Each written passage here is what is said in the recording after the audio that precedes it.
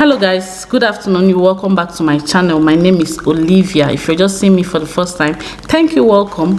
I'm a Nigerian migrant. Yes, I'm a Nigerian who lives here in South Africa, and I make various content. I'm sure you like it here. Please do well to hit on the subscribe button, give this video a thumbs up, share this video, okay?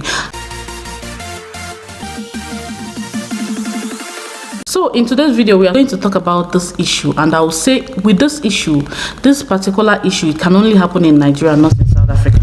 I made a video and I talk about the fact that Nigerians don't hold their leaders as accountable as South Africans, because South Africans hold their leaders more accountable than Nigerians. And I talked about the reasons, some of the reasons why Nigerians, my country, my Nigerian, do not hold their leaders accountable. Okay, so some of the reasons I talked about was the fact that South Africans have more enabling environment. The leaders have given them more voice to hold them accountable, because their rights are much more protected than the right of an average Nigerian. I will say the truth. That is the truth.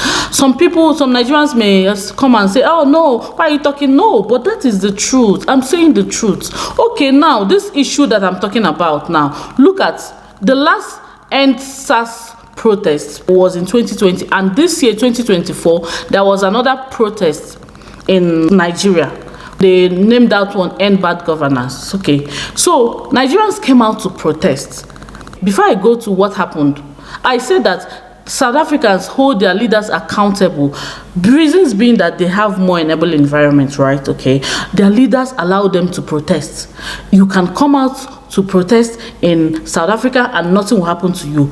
You can come out in protest in South Africa and the police or law enforcement agencies will not throw tear gas at you. But if you come out in Nigeria to protest, you may not be safe. Who knows? Sometimes you may be safe, sometimes you may not be safe. It's not guaranteed. Tear gas, like we discussed on this live stream that I had today, that's a normal thing, that when protesters are protesting, tear gas can be thrown at them by the police, by the law enforcement agents. Okay, this can only happen in Nigeria and not in South Africa. Not that South Africans police don't throw tear gas. It's only when maybe there's a chaos and there's looting. Okay, there was one that happened and there was looting. 2020, I think that was 2020 or 2021, correct me on the comment section, and South Africans protested and they were looting. Okay, so those were the situation where tear gas was thrown at people here in South Africa. But in Nigeria, tear gas will just be thrown at you for no reason. So Nigerians don't have the enabling environment to ask their leaders, okay, what are you doing with our money? Because if you ask, you don't know what will happen to you. Okay, that is the point. Okay, now in this video I'm talking about a guy that was actually, he was part of the End Bad Governance protesters, and since then he was held in custody for 11 weeks. If you see how this guy, I'll just put it here, how this guy looked, he showed how he looked before he entered versus now. I'll read it for you guys. He said, today the chain of 11 weeks of unjust detention by the official DSS Nigeria has fallen. Their accusation dissolved before the Federal High Court in Kaduna, where the case against me, rooted in my stance for justice. His crime was only that he wanted justice in the End Bad Governance Nigerian protest. What protest was struck out. Below is a picture of how I was taken and how I was returned. Judge for yourself. You can see how this guy was before and after. Oh my God, this is so sad. This can only happen in Nigeria. I say it. How come that? Because that was the only wrong he committed, because he was part of the protest that he was held into custody for 11 good weeks. He entered as a very handsome, sweet man. Now look at him coming out. He looked sick and malnourished. They were not even giving him food. The torture. Look at his color. He's even lighter skin than me, and now he's black. Oh my God. Oh my God. He said, though conformed in body, my spirit remained intact, unyielding in the face of oppression. Oh my God. This is so sad and profound. Honestly, this is what I talk about. Nigeria government does not give the people the right to protest. If you're going for any protest in Nigeria, I remember when my brother was in Nigeria. He's no longer in Nigeria, by the way. Okay, yeah, Jackpa, yeah, you're already, whatever. Yeah, when he was in Nigeria and that was during the NSAS, he went for the protest anyway. But I was very scared. I was like, don't go, don't go. He said, no, we are here to fight for our country. We are here to, you know, we are here to take back our country.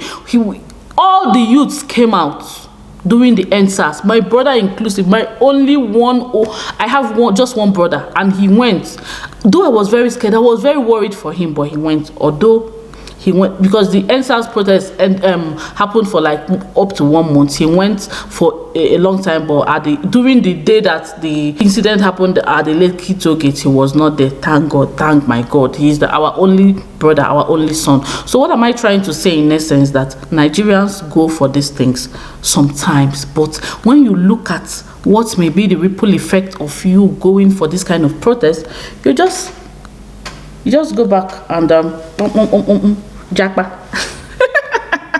Oh my God, because you can imagine what somebody may not even, some people may not survive this detention. And how do they detain you for 11 weeks? This was before court though. He has not even gone to court. He was in police custody. Police custody is the worst place to be in Nigeria. He was in police custody for 11 good weeks. Look at what they turned this young man into. Just Negodo. That is why I talk about Nigeria and South Africa. Guys, like I said in my video, the reason for making these comparisons is not to make South Africans feel good. No, it's to create awareness of what we as a fellow African country, Nigeria, can also have. If South Africans have the voice, why can't we have it? So if South Africans have the voice, why can't we have it as Nigeria? Why can't we have the freedom of speech? We have freedom of speech in paper, like what we talked about in my live video today, but it's not really practicalizing, because sometimes you might just enter into this DSS office and they take you in detention and you just die there, you know, you just unalive there. Who knows? Because the torture sometimes may be too much. Why would they, if you did not infringe or do anything bad, just that you came to protest, why should you be held back for 11 weeks and you come out very sick and looking so sick? This can only happen in Nigeria. Nigerian government, the reason of making this kind of videos is not for us to bring down our dear country, Nigeria. I'm a very proud Nigerian. I'm patriotic by making these videos. I want things to change. The situation of Nigerians can change, and the situation of Nigeria can change. If South Africa as an African country has it better, and other country has it better with the mineral resources that we have in Nigeria, we can have it better as well. We should be able to hold our leaders accountable and still be safe. We should be able to voice out. We should be able to call out the wrongs that are happening in the country and be safe. This is what we talk about. Nigerian government, please do right by Nigerians. We Nigerians are not, yeah, people say we like to travel. Yes, we like to travel because that's the only opportunity most people have. Some people tried their best, like I told you the story of my brother. Most people tried and try to see if this thing can work, but when they see that this thing cannot work, they take to their heels and jackpot. So that sometimes don't blame Nigerians for traveling out of the country, but we as Nigerians, we have to keep talking about the ills of our governments. A protester should not be held in custody for 11 weeks unless he did something that's worth it. And from this write-up, this protester did not do anything, just that he came to protest, just that he wanted justice, just that he wanted bad governance to end. And then again, like I said before, let's not just say bad governance. In my live video, a fellow Nigerian was like, we should not just say bad governance. Next time, we should be able to ask for specific things. Let us as Nigerians, if we come for protest, if we ever come, yeah, we come every now and then, you know. If we come for protest, we should ask for specific things. Let's ask for, oh, we want electricity fixed. Then we want security fixed. Then we want good roads. Like in NSAS, he used that NSAS was whatever to say that at least when we said NSAS, SARS ended. It's just that other things happened eventually. So let us as Nigerians ask for specific things when we go for this protest. Our government is there to serve us. They are there for us. is the government of the people, for the people, and by the people. That's what true democracy is. This kind of thing can never happen in South Africa. Kudos to you, governments of South Africa, that allows the people of South Africa to have a voice, to speak for themselves. Thank you so much for watching. This is just going to be a short one. Share your thoughts on the comment section. What do you think? Do you subscribe to this? Share your thoughts, comment, and tell me what you think. How can we make Nigeria move further, and how can we make Nigeria better?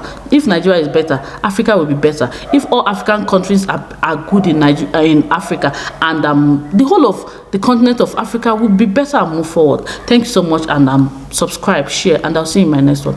Bye bye.